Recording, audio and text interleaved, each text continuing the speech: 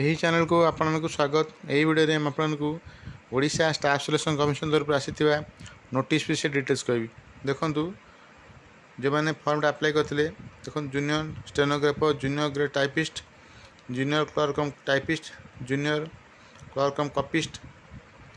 देखो से main written exam देते देखो के देखो 21/4/2024 से रोल नंबर सर्टलिस्ट आसी कौन पर देखो computer skill test, stenography test, typing test में देखो दिखाई रोल नंबर दिखाई देखो दिखाई कौ कैटेगरी से सिलेक्ट होती डिटेल दिखाई देखो केबे हम देखो कंप्यूटर स्किल टेस्ट बा स्टेनोग्राफी टेस्ट, टाइपिंग टेस्ट देखो जून कि जुलाई मासरे हम डिटेल दिखाई।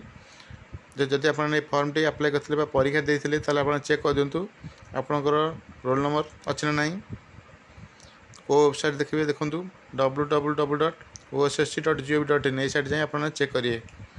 ये ओडिशा स्टाफ सिलेक्शन कमिशन तरफ आसी नोटिस विषय डिटेल्स। जब प्रथम कर चैनल देखते सब्सक्राइब करना सब्सक्राइब करूँ, सब्सक्राइब करें ऑन नोटिफिकेशन ऑन करूँ जहाँद्वारा चैनल जो इनफर्मेशन दिखाई आप पाखे प्रथम पहुँच पार।